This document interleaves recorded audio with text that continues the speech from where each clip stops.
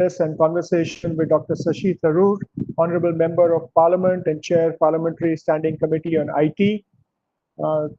It is indeed a pleasure to have Dr. Tharoor, to have you with us again.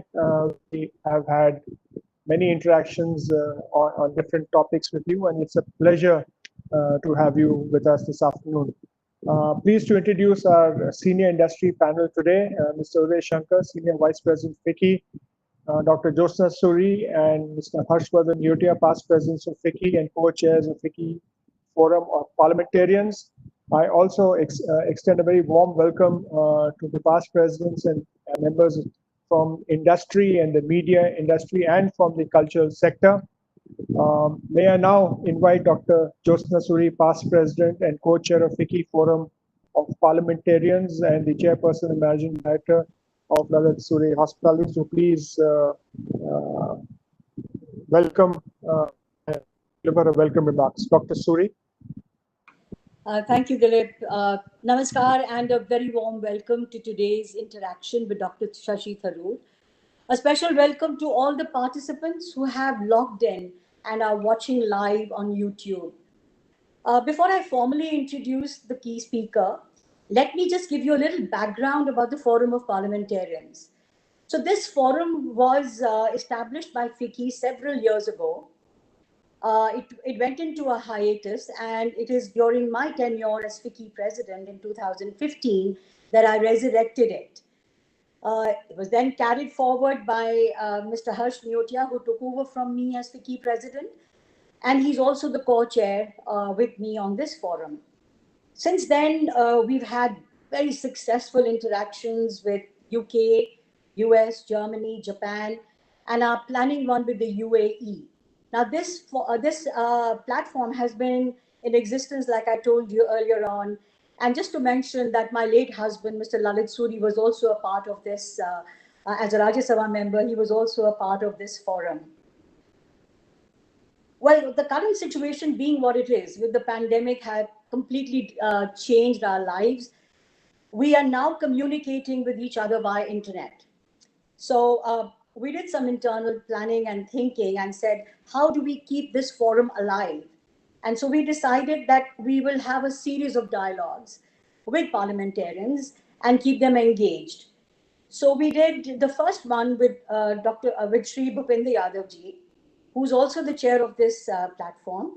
And his topic was politics and governance in the post-COVID era. It was extremely successful. He gave us some very, very insightful thoughts. And then we thought that what role would culture play globally in this particular scenario, currently and post-COVID as well? We requested Dr. Tharoor to share his thoughts with us. And we're extremely grateful to you, Dr. Shashi Tharoor, for accepting our request so graciously. Interacting with him later on will be Mr. Uday Shankar, who is the Senior Vice President, FICCI, and President of Walt Disney Company for Asia Pacific, and Chairman of this Star and Disney India. Thank you, Uday. We appreciate your being with us. Now, Dr. Shashi Tharoor really needs no introduction, but I'll just, for the sake of record, share a few words about him. Dr. Tharoor is a multifaceted and a brilliantly gifted personality, no doubt about that. He's a famous author, politician, and a former international civil servant. He is an award-winning author of 20 fiction and non-fiction books, having won numerous awards for his accomplishments. He's a third-term Lok Sabha member of Parliament from, it's always difficult to pronounce that, but you know what I'm talking about, from Kerala. He has also served as a Minister of State for Human Resources and Development and Minister of State for External Affairs in the Government of India. He is currently chairs the Parliamentary Standing Committee on Information Technology. I now request Dr. Shashi Tharoor to share his views about the contours of cultural diplomacy in the current and in the post-COVID era. Shashi Tharoor, all yours. Thank you very much, my good friend Jyotsna Suri, and to the very distinguished people who are listening in and who are addressing this. It's always a pleasure to address and interact with such an interesting group, and that too on the subject of soft power, a topic I've spent quite some time thinking and speaking about over the years. In fact, many have credited or blamed me with having brought the concept over into the Indian policy space more than a decade and a half ago. And I must say that it made sense to do it because for the longest time, we were hearing a lot about our rising power in conventional terms, our consistent economic growth in the last couple of decades, which were leading people abroad to speak of India as the next superpower, future world leader, and all that stuff. And I must say, I've been troubled by that kind of talk. First of all, I think the notion of world leadership is a curiously archaic one. The very phrase is redolent of Kipling ballads and James Bondian adventures. I mean, what makes a country a world leader? I think in our case, it'll only be in population where we are on course to top the charts, overtaking China as the world's most populous country sometime before 2026. But this is where what's interesting about the whole idea of setting an example to the world is something altogether more difficult to define. It's a country's soft power.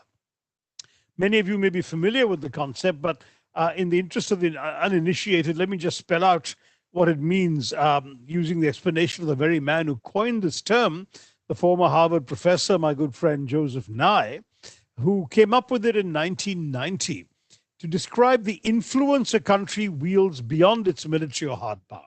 So it's more than cultural diplomacy, Jyoti, and that's why since you asked me to talk about soft power, I'm going to stick to that. See, traditionally, power in world politics was always seen in terms of military power. The side with the larger army was always likely to win.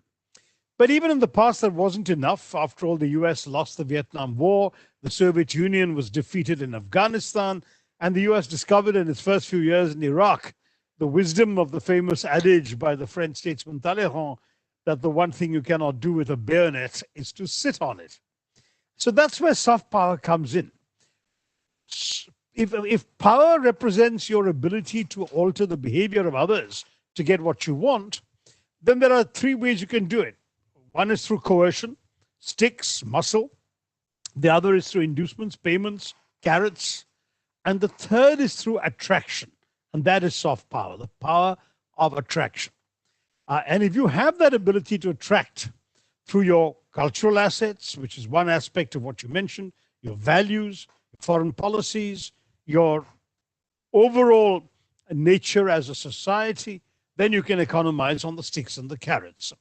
And so soft power becomes both an alternative to hard power and a complement to it.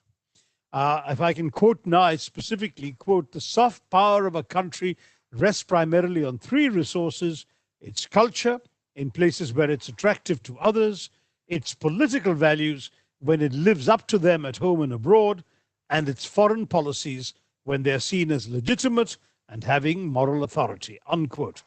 And I'll come back to some of that later, but I'd go slightly beyond this. A country's soft power, to me, emerges from the world's perceptions of what that country is all about. The associations and attitudes conjured up in the global imagination by the mere mention of a country's name is often a more accurate gauge of its soft power than a dispassionate analysis of its foreign policies. Because hard power is exercised. You know, the danda, after all, has to be wielded. Soft power is evoked. It's what people feel. And so Nye, when he introduced the concept to the world, saw the US inevitably as the archetypal exponent of soft power, because the US is the home of everything, you know, Boeing and Intel, Google and the iPod or the iPad now, Microsoft and MTV, Hollywood and Disneyland, McDonald's and Starbucks, in short of most of the major products that dominate daily life around our globe. I left out Coca-Cola and Levi's as well, right? So the attractiveness of these assets and of the American lifestyle of which they're emblematic was, in Nye's eyes, that they permit the US to persuade others to adopt the US's agenda rather than relying purely on the dissuasive or coercive hard power of military force. Now, I'm not sure I 100% buy this, because I think that you can wear Levi's or drink Coca-Cola and use Microsoft Windows and still not be predisposed towards Donald Trump's statements, or Guantanamo Bay prisoners, or extraordinary rendition, these wonderful American ideas. But anyway, if we take the idea global, beyond the US, Nye pointed out that in today's information era, three types of countries are likely to gain soft power and so succeed. Those whose dominant cultures and ideals are closer to prevailing global norms, which he defined as liberalism, pluralism, and autonomy. Those with the most access to multiple channels of communication, because that gives them more influence over how issues are framed. And those whose credibility is enhanced by their domestic and international performance. Now, many countries, obviously, to a greater or lesser extent, will fill the bill with these 3 points. So if you look around the world, soft power is a strategy pursued with success by many countries over the years. When France, for example, lost the War of 1870 to Prussia, Germany, one of its most important steps to rebuild the nation's shattered morale and enhance its prestige was to create the Alliance Française, to promote French language and literature throughout the world. And French culture then remained a major selling point for French diplomacy ever since. President Kennedy famously said, "Every man has two countries, his own and France." I mean, that was the absolute selling of French culture, right? The UK has a British Council similarly. The Swiss are pro-Helvetia. Germany, Spain, Italy, Portugal have institutes named for Goethe, Cervantes, Dante Alighieri, Camus. China has the Confucius Institutes, which in number will outstrip all of these. And India has our own more modest Council for Cultural Relations, or ICCR, that seeks to promote Indian culture internationally. The US itself has used officially sponsored initiatives from the VOA to the Fulbright scholarships to promote its soft power around the world. Now, my point is, and that's where I come back to you talking about cultural diplomacy in the introduction, soft power is not merely something that relies on governmental action, because then you're really relying on governments to sell your culture. Whereas arguably for the US, for example, Hollywood and MTV have done far more to promote the idea of America as a desirable and admirable society than the Voice of America or the Fulbright scholarships. And that's part of the important aspect of the soft power is created partly by governments, yes, but partly despite governments, partly by deliberate action and partly by accident. The world of the 21st century is increasingly a world in which the use of hard power carries with it the odium of mass global public disapproval, whereas the blossoming of soft power, which lends itself more easily to the information era, will constitute a much bigger asset. And you need hard power. I'm not denying that. Soft power without hard power is an admission of weakness. But hard power without soft power is bullying and even more unpopular.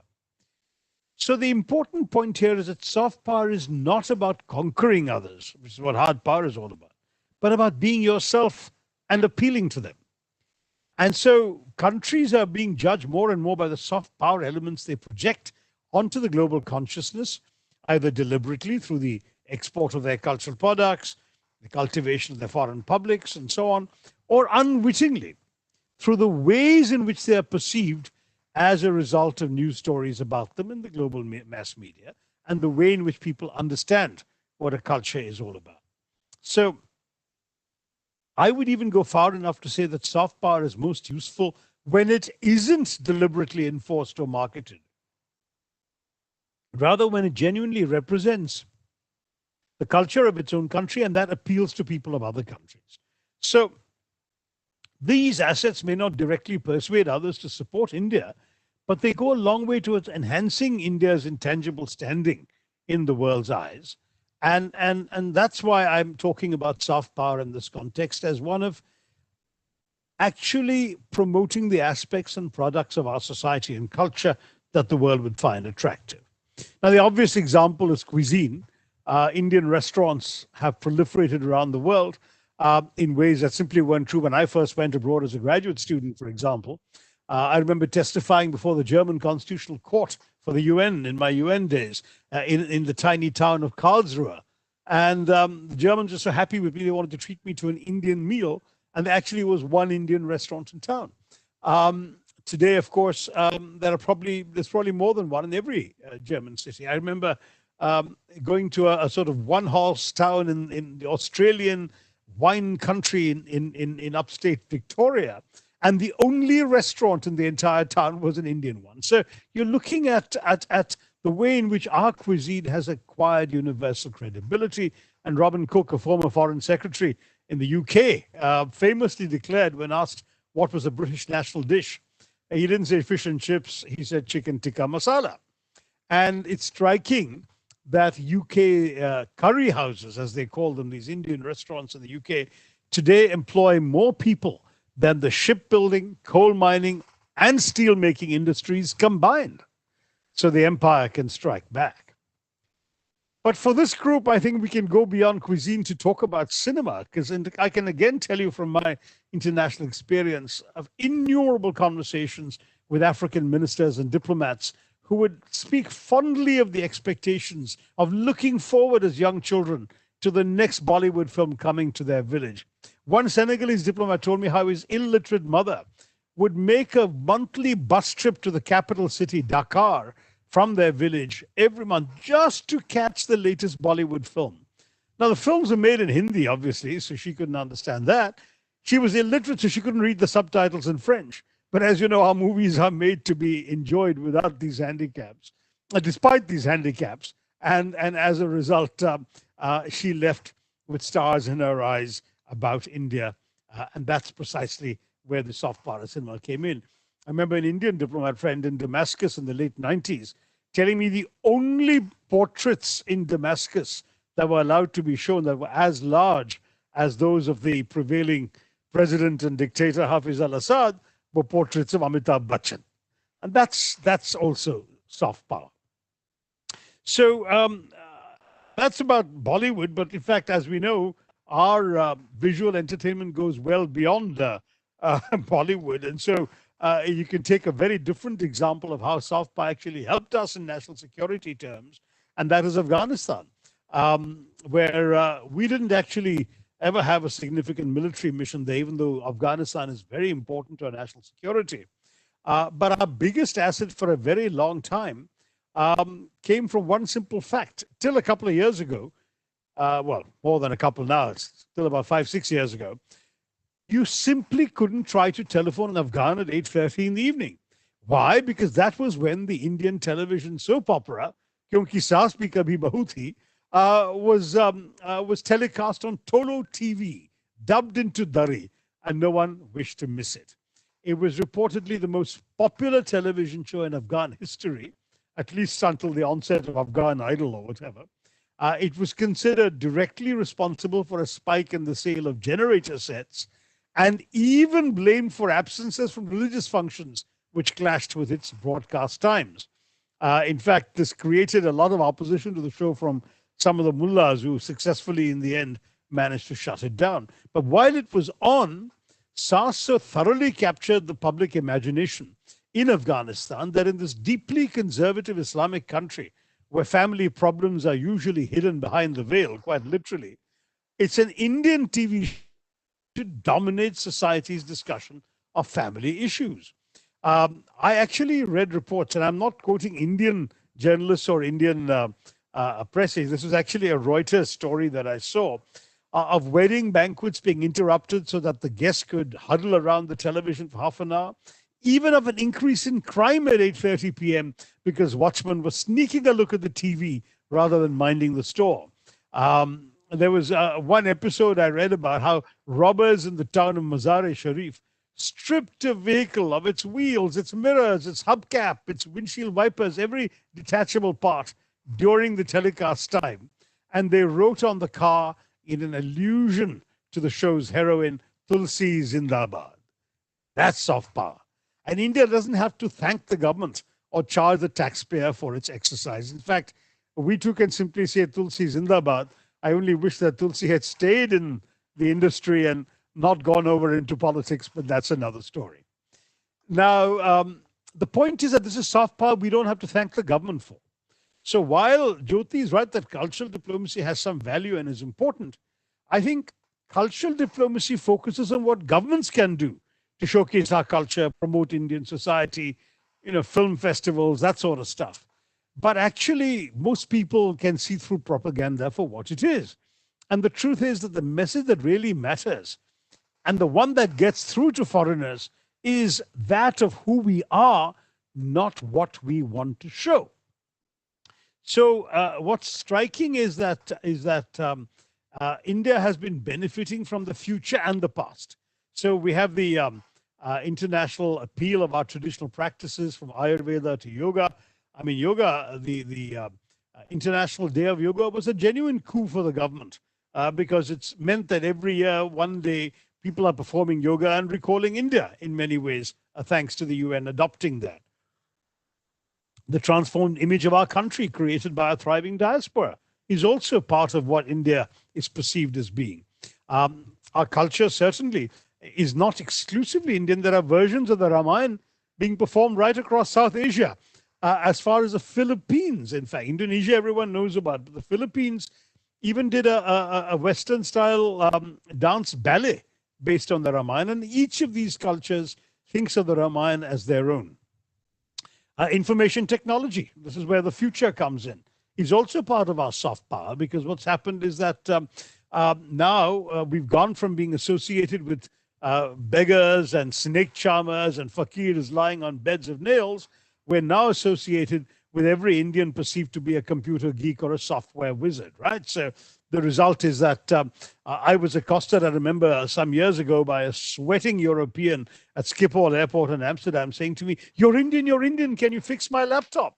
I mean, the assumption is that's how you are. Unfortunately, I majored in history and I couldn't. But the point is precisely that's now the expectation. That's what people think of when they think of Indians. It was very striking, when I was still in the States now more than a decade ago, at the beginning, I guess, of the first decade of the century, the Americans had a television show called ER standing for Emergency Room. And it was a huge hit for many years, the #1 show. But when it first came out, when they showed a pilot, it got panned by the critics who wrote, how can you have a show about an emergency room that doesn't actually show an Indian doctor? Because no emergency room in America doesn't have an Indian doctor. And so the result was that, in fact, they had to go back, cast an Indian, namely Parminder Nagra of Bend It Like Beckham, in a key part as an Indian doctor. And that's how ER became a successful hit, because the credibility required an Indian doctor. Now, those are the kinds of things that ultimately we're talking about here, because India's image, I mean, it's not just India. China and Russia will benefit more from kung fu movies or the Bolshoi ballet than the People's Liberation Army bashing up people in Galwan or the Siberian oil reserves. Because ultimately the state may rely on the latter, but the former is the kind of society that others want to see, enjoy, and want to share. Joseph Nye often says it's the side with the better story that wins in the information age. India must remain the land of the better story. As a society with a free press and a thriving mass media, with a people whose creative energies are daily encouraged to express themselves in a variety of appealing ways, India has an extraordinary ability to tell stories that are more persuasive and attractive than those of its rivals. And that's the strength. And it's not just what we can deliberately and consciously exhibit or put on display or promote through our diplomacy. It's what others see, who we are, whether we are or are not trying to show it to the world. I mean, I can tell you, for example, before I came back to India and Indian politics, in 2004, I was traveling in the Gulf countries for the UN. And I can't tell you the astonishment of my Arab interlocutors, ministers, senior civil servants, with the Indian election results that had just taken place the same week that I was traveling, because there we had, and they said to this to me with astonishment, an election being won by a party led by a woman of Roman Catholic background and Italian origin, making way for a Sikh to be sworn in as prime minister by a Muslim in a country, the Muslim president, in a country 81% Hindu. And that sort of thing really won the world's admiration and imagination. I said, listen, this is This is India. This is the way we are. No one's trying to do this to impress you. And that's the sort of thing, when Mahatma Gandhi, after all, won independence through the use of soft power too, because nonviolence and satyagraha were also classic uses of soft power before the term was even coined. So all of these qualities are extremely important. The diversity in our society. I've been fond of quoting the British historian E.P. Thompson, who said that India is perhaps the most important country for the future of the world. All the convergent influences of the world, he said, run through this society. There is not a thought that is being taught in the West or the East that is not active in some Indian mind. And that really is what holds up. I know that some people in India, and you know who they are, have been very worried that our opening up to the world will bring with it cultural imperialism of a particularly insidious kind, that Game of Thrones and burgers will supplant Garba dances and Belpuri. I mean, the fact is that I think we have demonstrated conclusively in the last 30 years that we can drink Coca-Cola without becoming Coca-Colonized. We will not become any less Indian if, in Mahatma Gandhi's famous metaphor, we open the doors and windows of our country and let foreign winds blow through our house, because we're strong enough not to be blown off our feet by these winds. Our popular culture has been resilient enough to compete successfully with MTV and McDonald's. And our strength has lain in our ability to absorb all sorts of influences and to transform them by a sort of peculiarly Indian alchemy into something that belongs naturally on the soil of India. So Bollywood, Bhangra, all that have made us a player in globalization, not merely a subject of it. I want to try and wrap up because I know we're going to go into an interesting exchange with the audience, and particularly with Uday Shankar. But I'll end by just one caveat. We shouldn't overstate soft power either.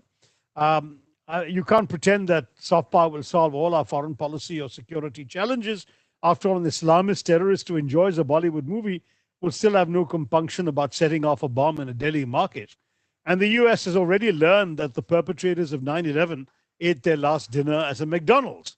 So the truth is that we need both soft power and hard power. Hillary Clinton once spoke of smart power, and that's a very good way of looking at it.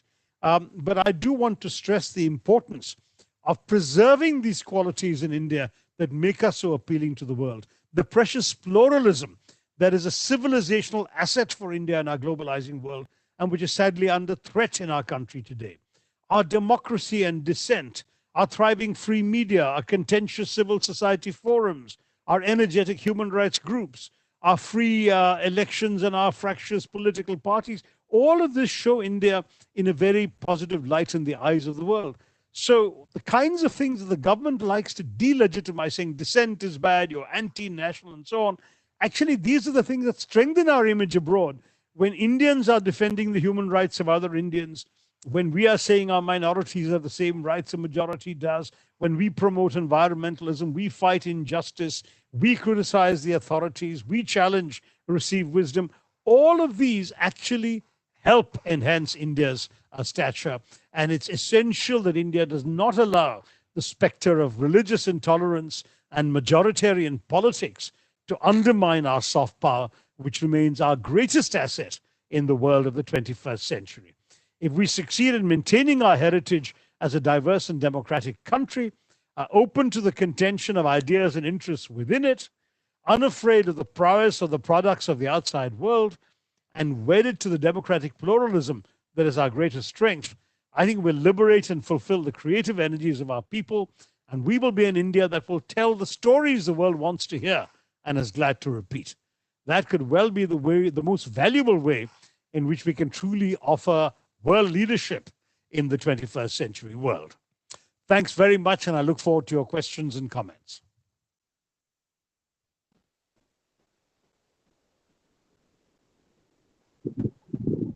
So I think now I'll just hand over to Mr. Uday Shankar to conduct the conversation. Please, Uday, over to you. Thank you, Dilip. And Dr. Tharoor, thank you very much for that really, really eloquent articulation of the case for soft power. And I think you by far are one of the most elegant and articulate spokesperson for all the elements that constitute soft power. And it's heartening, it's refreshing, to be honest, to hear a politician talk about this. Thank you. Because this is something that we, who are practitioners of soft power in our own little domain, we keep talking about it. We've used forums like FICCI Media and Entertainment Forum and various other industry forums to make this issue. But rarely does it get discussed in serious policy or governance forums where official participation decides the day. So it's really heartening to hear what you say. And you talked about liberalism, pluralism, autonomy. You talked about culture, political values, foreign policy that go into constituting soft power. And I couldn't agree more with you as a former journalist and news editor, and as a person who has spent 31 years in media and creativity. This just sounds like music to me. The question is that despite such a compelling case for all this, why is it, and I should qualify in the beginning, that whatever I'm going to say is strictly bipartisan? Because unfortunately, when it comes to soft power, there seems to be an overarching consensus in this country where that the elements of soft powers must be kept strictly in chains. And that is the problem. You talked about Hollywood, you talked about Alliance Francaise, you talked about the British Council, you talked about, and there are other elements, the newer ones, post-colonial and modern institutions that have come up, like the CNN and the Hollywood. You talked about, my own company's assets like the Disneyland, etc. And those are all really, really compelling elements. And if today American culture is recognized, it's recognized less for its military forces and more probably in the masses by this. And yet the one thing that we seem to have done is to make sure that in India we do not even give our own soft power, our own stories, and our own ability to spread our culture beyond our shores and get people to see who we are, what we are for. And the tragedy is that every government, national, state, and now the malaise seems to have run so deep that even municipal and local authorities, the first thing they want to do, from a lowly government official in a small part of the country to the senior most functionaries, the one thing that they all want to do is to contain the creativity of this country. Why is that the case? Why despite such a strong case, why there is a complete consensus, so to speak, on not letting it have a chance?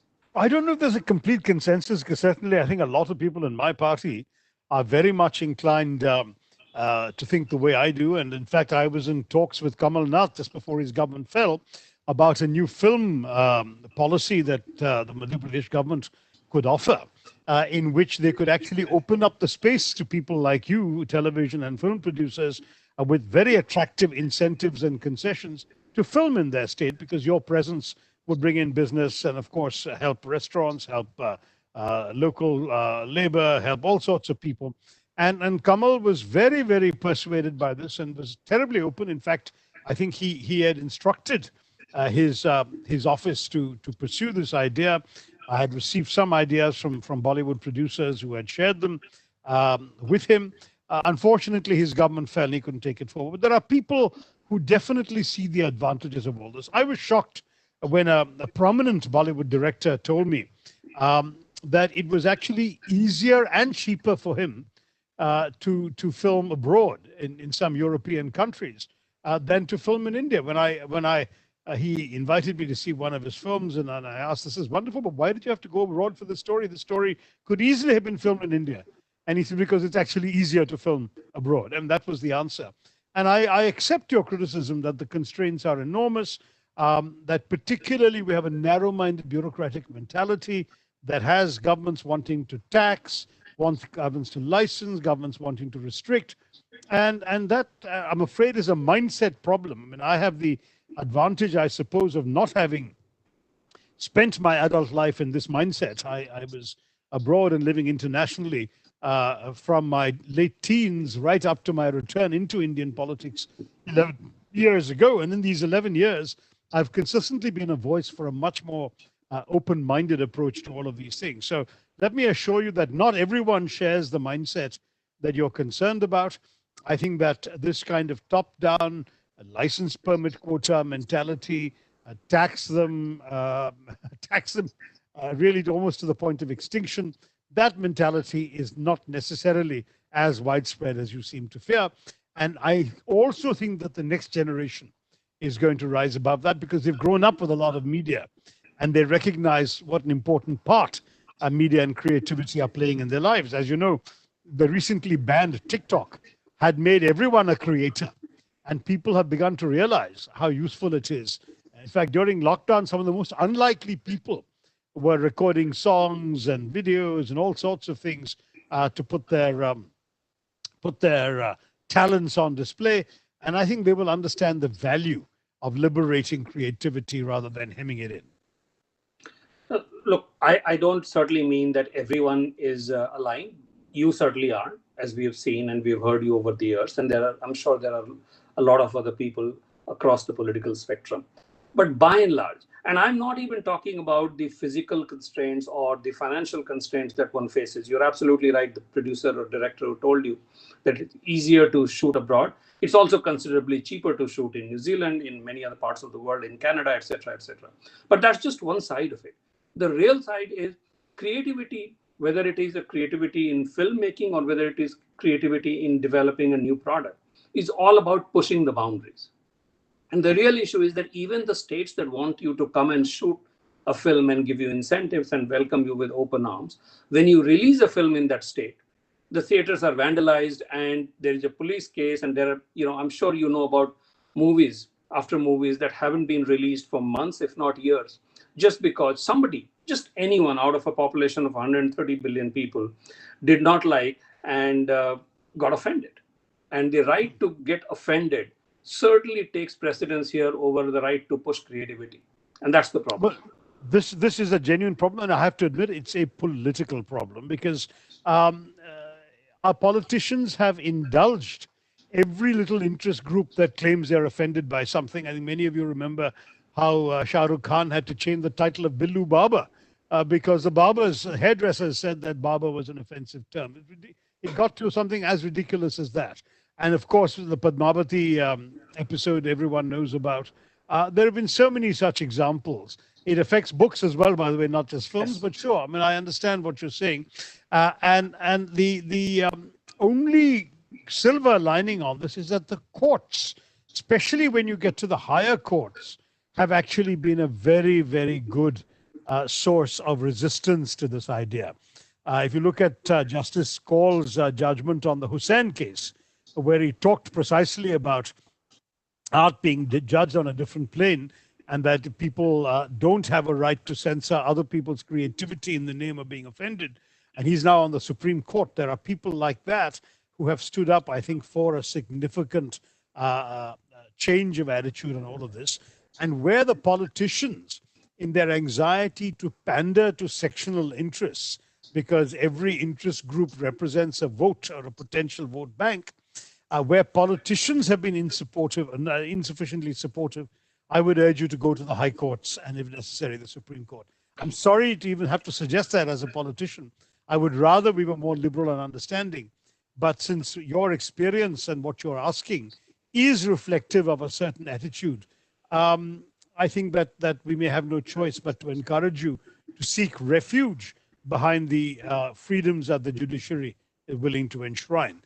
And by and large, judicial judgments have been very much on the liberal side when it comes to freedom of expression, censorship, banning of films, and so on.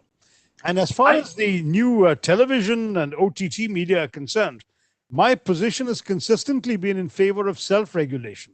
I do not want to get you guys having to show your stuff to the censor board. I think that's going to be calamitous. So this Indian habit of being too easily offended really must be fought. Thank you for saying that. And you are a critical stakeholder in as the chairman of the standing committee of for IT. You're a critical stakeholder, and I think the position that you take or your philosophy and belief would certainly weigh in on the policy that we eventually see. We hope so. But I'll do my best. That is exactly the problem, Dr. Tharoor, if I may just pursue with that point again. That even as a new initiative comes in, it's still early days for streaming. It's just a few years old in this country. We've got the bandwidth, etc., only recently to be able to do that. A fledgling industry needs all support. The IT industry today is such a big economic force and such a big brand force for India, primarily because it was not fettered in its early days. There weren't multiple compliances and there weren't multiple regulatory bodies that were created to sort of for them to navigate just as they set up a company. Today, streaming is so easy that a 12-year-old kid can create an app and start streaming, and we could be really a global powerhouse with our cultural richness and diversity and everything that you talked about, our technological capability, and the fact that for the first time, a country like India has a chance because it doesn't, technology has allowed us to disintermediate all the global intermediaries. We don't need to go through gateways. We can just deliver it in every home. And yet, our own intermediaries, so to speak, that we have created are creating increasing fetters, as if, our culture, our society, our morality is so fragile that if we said one wrong word, it would crack like a glass mirror. How does one deal with that? And I'm asking that question both in your personal belief, but also because you preside over a very important institution. Well, no, let me speak personally because I don't have a mandate from the committee to speak on their collective behalf. Obviously, anything I say to you, I'm prepared to advocate within the committee as well and to push it as chairman.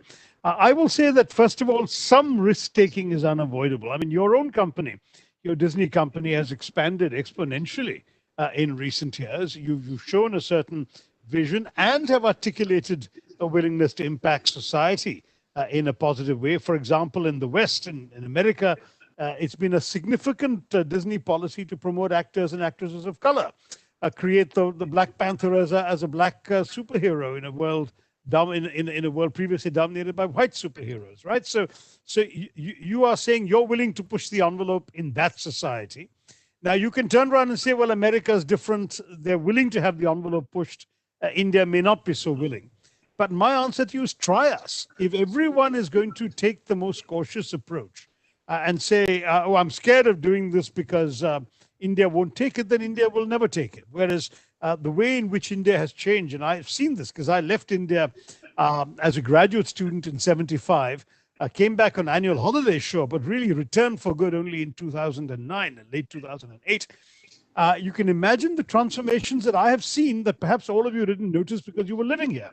And the transformations I've seen suggest that India has accepted a lot of things it was not prepared to accept earlier, whether on Dalit empowerment, on OBCs rising to positions of power, on issues of color. For example, this whole Fair and Lovely controversy would never have happened a few years ago. I'm sure that we will now be ready for something like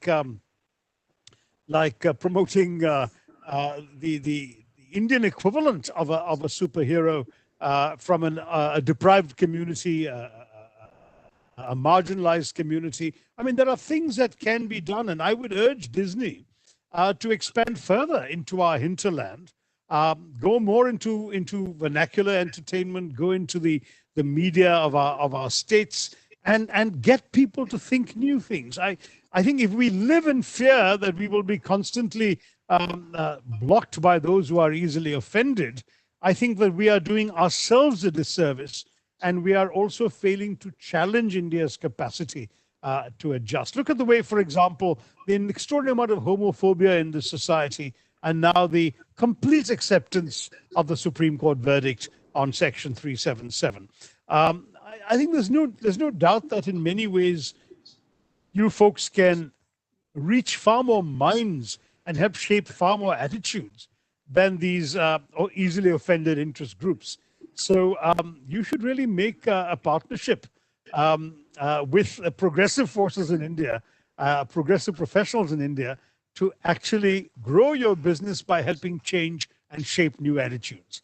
I don't know if that's coming across as a challenge, but you do have the power to push ideas, and I think that's true of others listening in. You can really help shape a new 21st century India through your platform. I think a lot of people are listening. A large number of media professionals have logged in, and they would be listening to what you're saying. And I think there's a lot of merit in that. But unless we create an institutional, sort of politico-creative framework that allows this to happen, it will remain a sporadic individual initiative subject to individual challenges or encouragement. How does one do that? And because unless we do that, we will not be able to create an economic media and entertainment and such other industries that we talk about are not really just soft power. They're also hard economic power. Today, the media and entertainment, the creative industries in the US or even in many parts of Europe contribute to their economies a huge share. We are not able to do that primarily because we looked at media and content either as fun, glamour, entertainment, or sometimes as sin. How do we change the perception and look at it as an creative economy? How does one do that? Well, I mean, I think, first of all, your own attitude is the right one, that you are part of the creative economy, and what you're doing is something that contributes to India's economic growth as well as its image around the world. You need, of course, people who see it that way. I'm proud to say that just before the last elections, where I'm sorry that my party performed so disastrously, I was able to lead a number of consultations, including one organized by FICCI, with leaders in the cultural space, not just media, but also dance, theater, music, and so on, asking them what they wanted from a potential Congress government. Yes, we're not in the government, but that kind of thinking is out there. And though only the conclusions have come out in our manifesto, the background paperwork and the ideas that was given to me by experts right across. I met people in Mumbai, I met people in Delhi, I met people in Chennai, Hyderabad, Bangalore. There were media people from all over who came up with very, very interesting, constructive suggestions. Of course, they were the media people who were willing to meet a congressman. That's another matter. In the current political atmosphere in our country, that may not be a totally representative group, but their ideas, I thought, were excellent. And they're out there, they're available, we haven't forgotten them.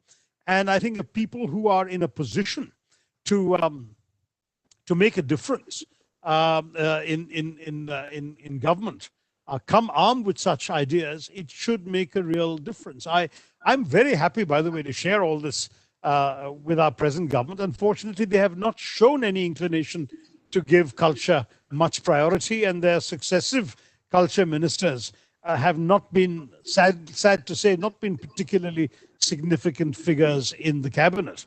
And therefore, it's been difficult to make any headway in terms of any new thinking in these places. I'm very willing to say that that new thinking is required. We can do some of it in the committee. And I am very receptive, especially once lockdown is over, but maybe if the speaker and the authorities are willing to permit virtual meetings, and even before that, receptive to having hearings with people like you to tell us what you want to see in government policy. Because, we can relate to the ministries, but the ministries, let's face it, are run by bureaucrats. And bureaucrats think bureaucratically. That's the name of the game. Thank you. Thank you for your generous offer. And I'm sure we'll take you up on that. Sooner or later, the lockdowns will get lifted. And we should have more engagement with members of my community on that. But I appreciate that offer. Not to make too much of a point, you and I can go on because it's a subject that we both are passionate about. But I'm sure there are lots of my friends and colleagues who've logged in and who would want to ask you questions. So if it's okay, Dilip and Jyotsna ji, we can ask some people to take the question. I just wanted to say one thing, Dr. Tharoor, I hope it is not misunderstood. Personally, I have been in this industry as a media person for over 30 years. Personally, my experience has been that the governments, regardless whether they're at the national level or state level, as institutions and organizations, have at best been indifferent to the power of media And that is the best that we could ask for. Usually in power, they have been hostile to it. And that is where the problem is. Because there are, if you really look at the last 30 or 40 years history, or even post-liberalization, a lot of new policies, legislations have come in, but there is really nothing that stands out as a case for making media, entertainment, or the soft power either a thriving economic industry or unshackle it. So I think there is need for everyone to come together.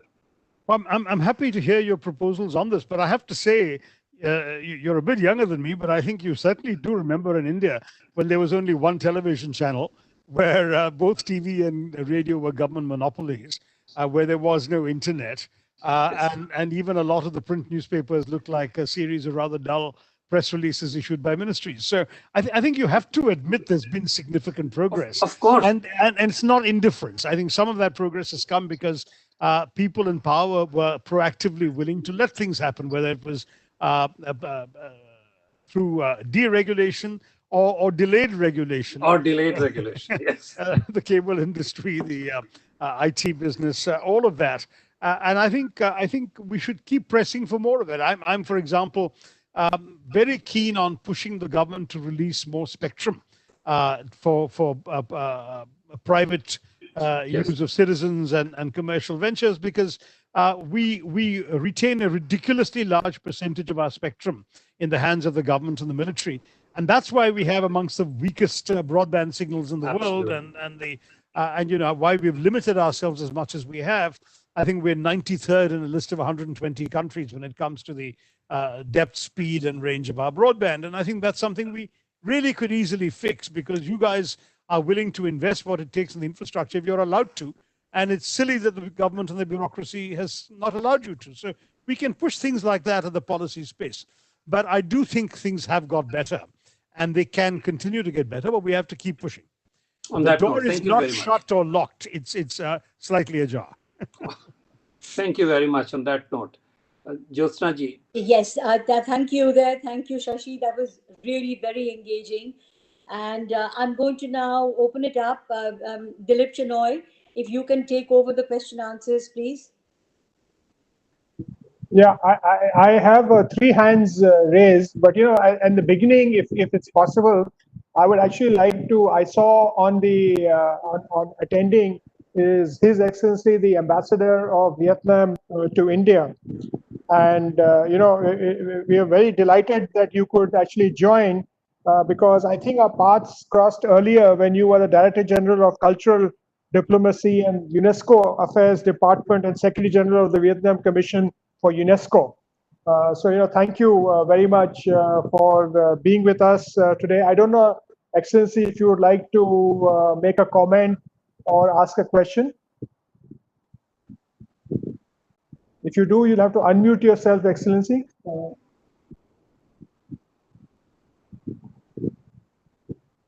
Yes, please.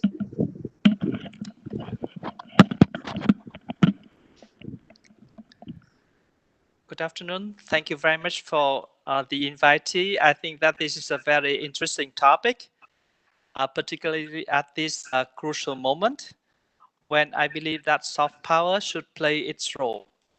I just want to have one very precise question addressed to the former minister, that does India have a full-fledged cultural diplomacy at the central government?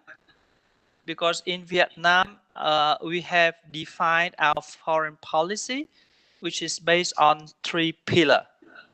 The first pillar is political diplomacy,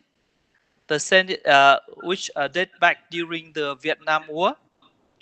The second pillar, which we call economic diplomacy, when we started our renewal policy 5 years before the liberalization in India. And then after that, we launched what the third pillar we call culture diplomacy pillar.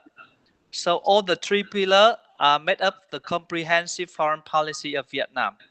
And in addition to that three pillar, we have one another. We don't call it as a pillar, but we call an important task, namely to take care of our diaspora overseas. and the diaspora also play an important role in the three pillars of foreign policy. So my questions to from Minister is that, does India have at any moment previously a full-fledged cultural diplomacy? Yes, indeed. Thank you very much, Your Excellency. Yes, indeed, we do. I don't know whether we've defined it as formally as you've done in terms of political diplomacy, economic diplomacy, cultural diplomacy, diaspora diplomacy, but all those elements, all four of those elements are very much a part of Indian foreign policy and outreach. In fact, for 5 years, I chaired the Parliamentary Standing Committee on External Affairs. And during that time, we did a detailed study and report on cultural diplomacy, which is now a public document that I would strongly recommend to all of you listening. It is on our website, the Lok Sabha website, the Parliament website. And if you search for that report, you will be able to find both the enunciation of government policy as well as the views of some of us, particularly as chairman, I sign off on every sentence in the report on how exactly we can promote our cultural diplomacy better. I don't think we have done as well as we could have. A few festivals of India, a few Nehru centers in a few places around the world. Those are not enough. And using our skills in many ways, our talents, to leverage our cultural diplomacy is something we could do better. But if you would like to look at that report, I'm very proud of that report, but it's also a fairly monumental document, 50, 60 pages long, that spells out in some detail what kind of steps the government has taken, should do better, and can take, and that the committee recommended it take. It's a report that, as I say, is available on the Parliament website. But thank you for your question, Your Excellency. Thank you very much. Thank you, Excellency, and thank you, Dr. Tharoor. I have a question on the chat box. It actually goes deeper into the question asked by the Excellency. I'll just read it out. This is from Shilpa Shaju. Says, I would like to ask a question to Dr. Shashi Tharoor. You mentioned how there ought to be a balance between hard and soft power, but India being a melting pot of diverse cultures, how exactly do we focus in cultural diplomacy? Also, do you think when something like art and cinema can offend most of us, will we be able to have a common ground on culture and then use it as a soft power? Yeah, I mean, if it were left to me, I would focus heavily on our diversity, on showcasing our diversity.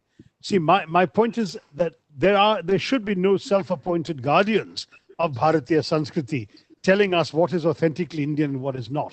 Any cultural product of any Indian is authentic in as much as he or she is concerned, and therefore has every right to be out there. Of course, the marketplace will judge, public will judge, society will judge.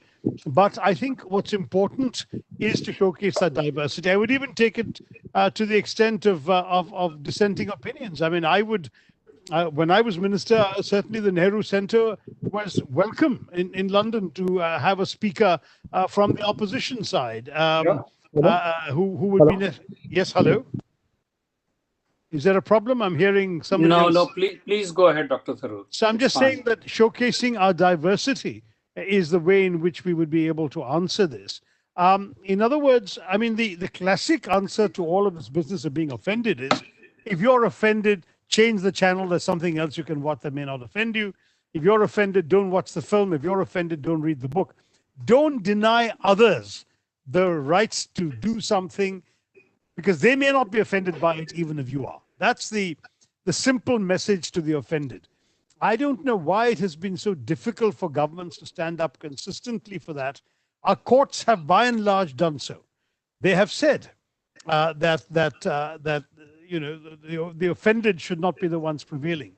Of course, there will be some respect for community standards. So you know that in our country, there are some sensitivities, and particularly religion is a major area of sensitivity. So anything that could offend a religious community usually creates huge problems.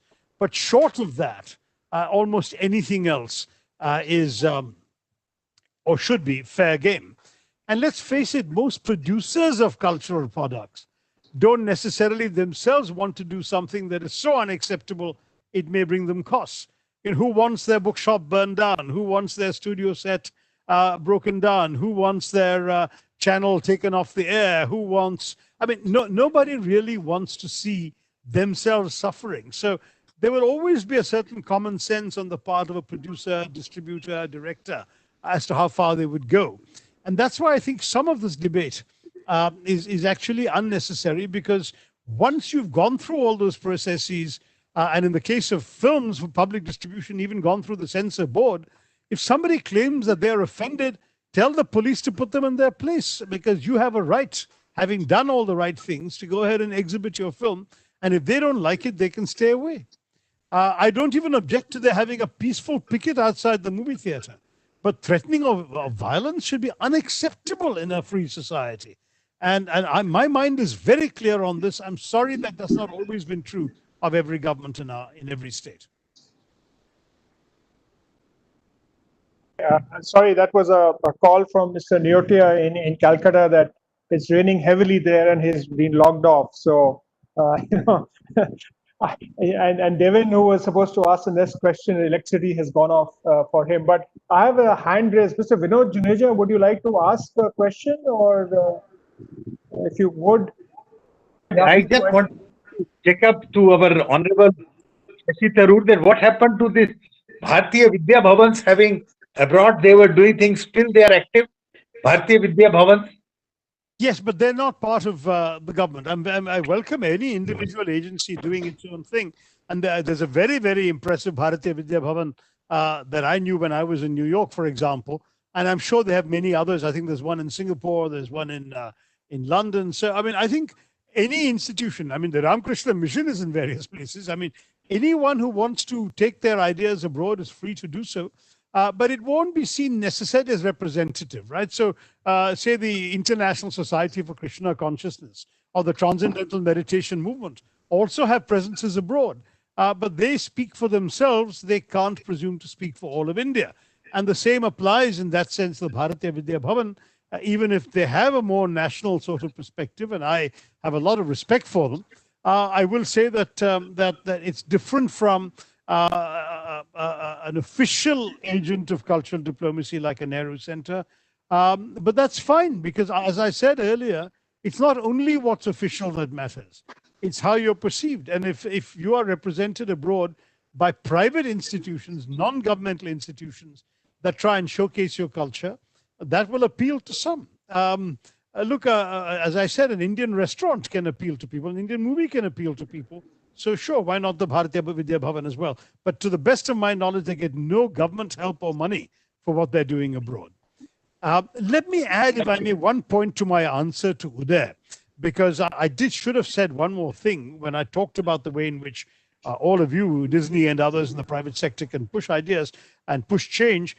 One thing that I believe you guys also ought to hammer away at in your interactions with government and bureaucracy is the extraordinary contribution you make to job creation.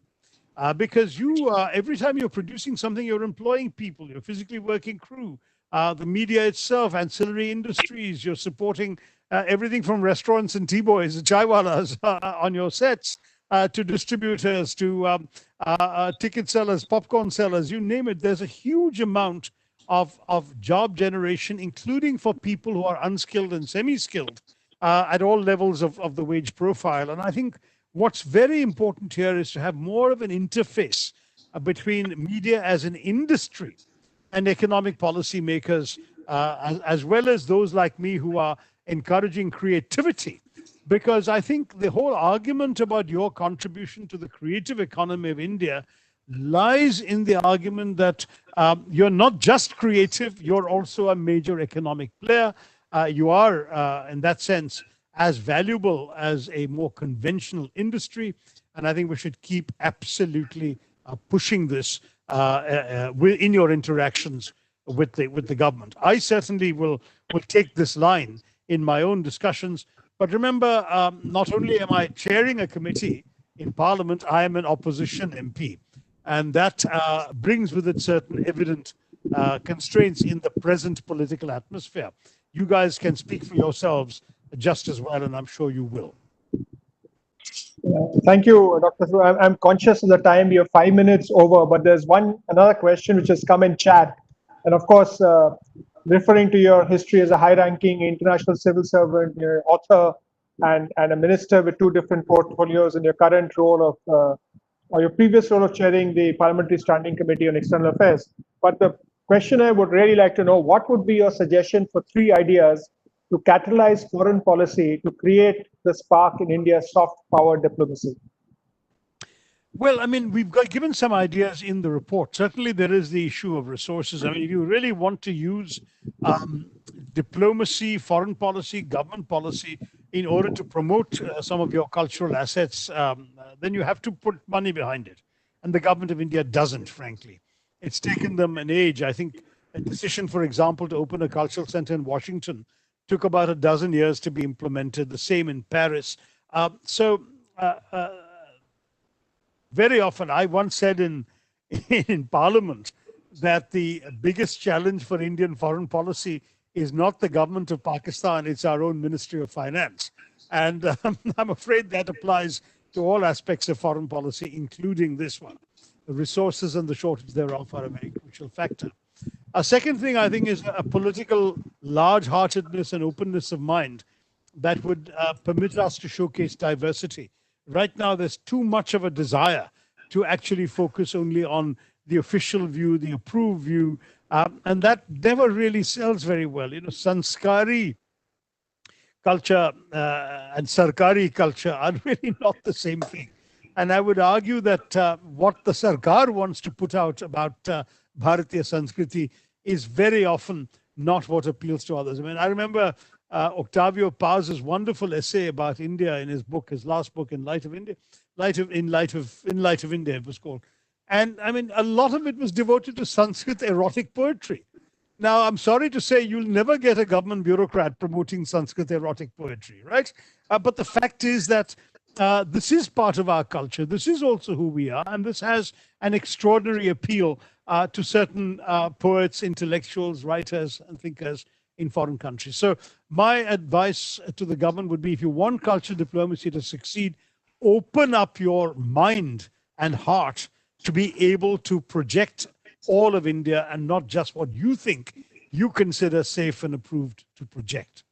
And my third point is that I think we should actually encourage the private sector to do far more in this. I've always been a bit of a skeptic about the impact of governments on foreign publics because, as I say, you know, you can do a festival of India, you can have even a Bollywood film festival, you can do occasional things where the government puts in its official framework and its official imprimatur on advocating our culture and our soft power.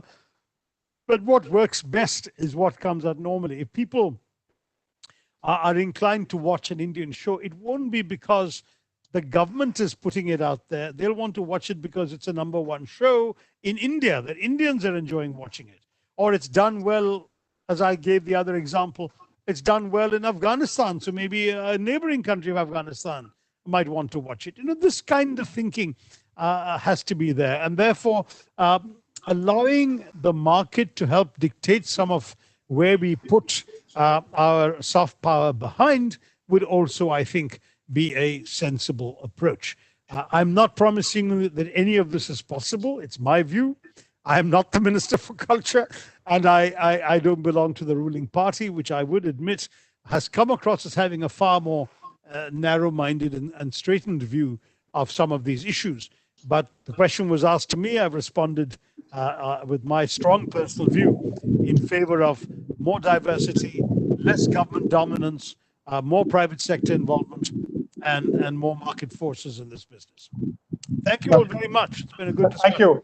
Thank you, Dr. Tharoor. And before I hand over to Dr. Suri to just propose a word of thanks to you, you know, I just saw in the attendees list we have Professor Rajiv Gowda also attending. He's been a strong supporter of the FICCI Forum of Parliamentarians, and I know that both of you know each other very well. We've attended meetings together. But just want to recognize and thank him for being present. And over to you, Dr. Suri, please. Thank you. Well, I'm going to step in for Harsh. Unfortunately, it's pouring in Calcutta and he's been logged off. So I, with great pleasure, step into his shoes. As I said, you know, Shashi Tharoor is multifaceted and brilliantly gifted. He stole the show as always. He was eloquent and he was articulate and he carried the entire soft power to another level.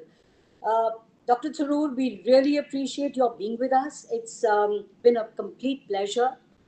Uday, uh, your interaction with Dr. Tharoor was extremely, extremely rewarding, and I'm sure members of your community, media and entertainment, picked up some very, very important and interesting thoughts on that. Dilip, as always, you and Team FICCI have done a wonderful job to put this all together.